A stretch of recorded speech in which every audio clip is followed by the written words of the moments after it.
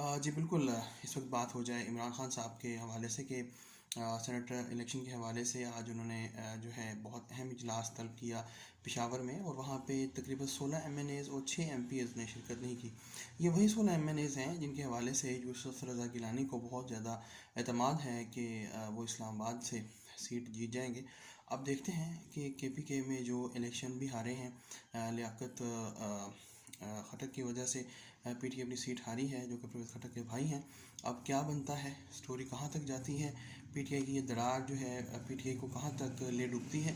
और आज कहा जा रहा है कि अरकान असम्बली जो हैं उन्होंने इमरान खान से कोई सवाल नहीं किया, या किसी किस्म की कोई तबसरा नहीं किया, सिर्फ खामोशी थी उस इजलास में। क्योंकि इल्ज़ामात लगाए जाते हैं PTI की सेंट्रल वर्किंग कमेटी में कि फ़लाने ने ऐसे किया और दूसरे ने ऐसे किया, और एक दूसरे को नीचा दिखाने की कोशिश की जाती है इमरान खान के सामने। अब देखते हैं कि इस तमाम तर जो एक्सरसाइज के बाद क्या PTI 3 मार्च को अपने वोट बचाने में कामयाब हो पाएगी या नहीं हो पाएगी।